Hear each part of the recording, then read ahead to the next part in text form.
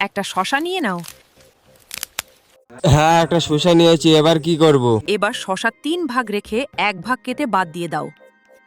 ঠিক আছে, শসাটি 3 ভাগ রেখে 1 ভাগ কেটে বাদ দিয়ে দিলাম। এরপর কি করব? এরপর শশার ভিতরে সব বীজ বের করে নাও। ঠিক আছে, শসা সব বীজ বার করে নিয়েছি। এবার তুমি একটা গাছের পাতা ও ডাল নিয়ে নাও। ঠিক আছে, আমি গাছের পাতা ও ডাল নিয়ে নিয়েছি। নিয়ে আমার মতো একটা নৌকার পাল বানিয়ে নাও।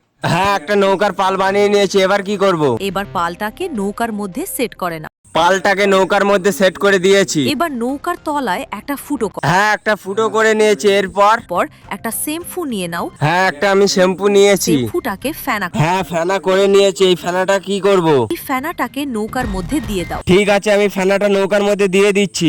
হ্যাঁ, আমি ফেনাটা তো নৌকার মধ্যে দিয়ে দিয়েছি। এটা কি কাজ? এটা হলো নৌকোর ইঞ্জিন। ও আচ্ছা আচ্ছা, বুঝলাম। ফুটো দিয়ে ফেনা বেরোবে, নৌকা গতিবেগে ছুটবে। দেখো আমার মতো গতিবেগ হয় কি না। ঠিক আছে, আমি এই নৌকাটা নদীতে ছেড়ে দেখছি ওই নৌকার মতন গতিবেগ হয় কিনা, কমেন্টে জানাও।